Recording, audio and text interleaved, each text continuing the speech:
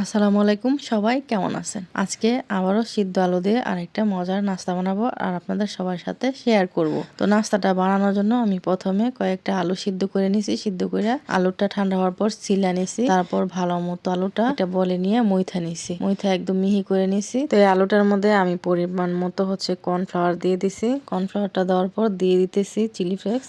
এরপর দিয়ে দিতেছি 1 প্যাকেট ম্যাগি মশলা। ম্যাগি মশলাটা দেওয়ার পর দিয়ে দিলাম স্বাদ মতো লবণ, আর দিয়ে দিলাম ভাজা জিরা গুঁড়া অল্প একটু, আর দিয়ে দিলাম অল্প একটু ধনিয়া গুঁড়া। তারপর দিয়ে দিলাম ধনিয়া পাতা কুচি অল্প করে।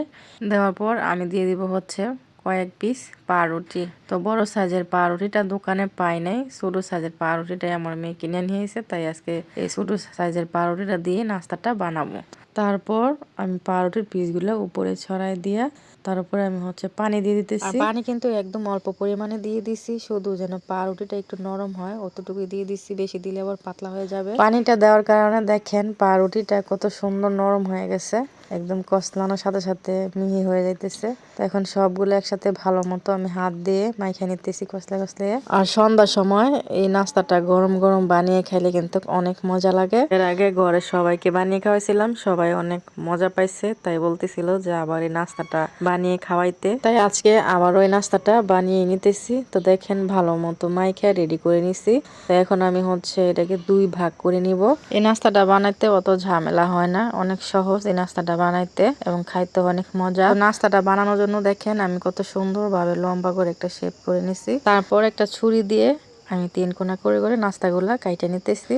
আর দেখতে তো পারতেছেন যে কত সহজ এই নাস্তাটা বানানো, কোনো ঝামেলা নেই, কোনো বেলুন পিড়ি লাগে না, বেলতে হয় না, অনেক সহজভাবে বানিয়ে নেওয়া যায়। তো আমি এভাবে করে সবগুলা নাস্তা বানিয়ে নিছি দেখেন। তো সবগুলা নাস্তা কাটার পর আমি হাত দিয়ে একটু চাপ দিয়ে নাস্তাগুলো আর একটু পাতলা করে নিছি, আর একটু বড় হয়েছে নাস্তাগুলো, এখন দেখতে আরো বেশি সুন্দর লাগতেছে।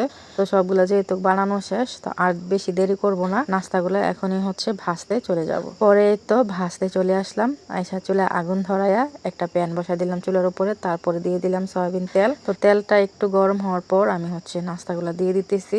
আর নাস্তাগুলা কিন্তু একদম মিডিয়াম আঁচে রাইখা নাস্তাগুলা ভাজতে হবে।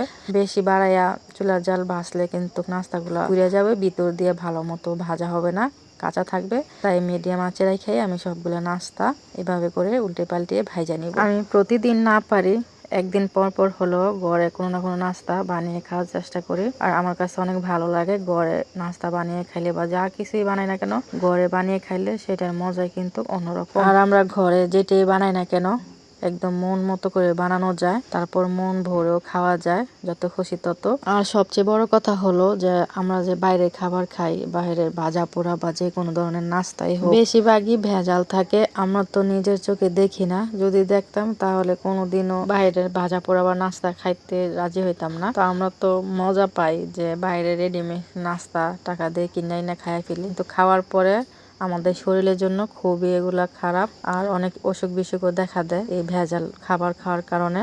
তো কথা বলতে বলতে আমার অর্ধেকগুলা নাস্তা কিন্তু ভাজা হয়ে গেছে। তো বাকি অর্ধেকগুলা নাস্তা আমার ভাইয়ের মেয়ে দিয়ে দিল তেলের মধ্যে। পরে আমি নাইটেরা সেম ভাবে ভালো মতো নাস্তাগুলা ভাইজা নিব। তো একটু সময় নিয়ে যে কাজই আমরা করি না কেন সেই কাজগুলো কিন্তু অনেক ভালো হয়, তাড়াহুড়া করে করলে কিন্তু কোনো কাজই ভালো হয় না। তারপর এই তো দেখেন সবগুলা নাস্তা ভাইজা বুঝে একদম একটা প্লেটে সাজিয়ে নিয়ে চলে আসলাম। আর আনার পরে কিন্তু আমরা সস দিয়ে খাওয়া শুরু করে দিছি। আর নাস্তাটা অনেক মজা হয়েছে, আর গরম গরম খাইতে অনেক মজা লাগে এই নাস্তাটা। তো আমি, আমার ভাইয়ের মেয়ে, আমার মেয়ে, আমার আম্মা, আমরা সবাই মিলে বইসা নাস্তাটা খাইতেছি, গল্প করতেছি। সবাই বলতেছে নাস্তাটা নাকি অনেক মজা হয়েছে। তো আপনাদের সবার কাছে আমার এই নাস্তাটা কেমন লাগছে অবশ্যই কমেন্ট করে জানাবেন। আর যদি ভালো লাগে আমাকে একটা শেয়ার দিয়ে পাশে থাকবেন। তো আজকে এ পর্যন্তই, সবাই ভালো থাকবেন, বিদায় নিয়ে নিলাম, আল্লাহ হাফেজ।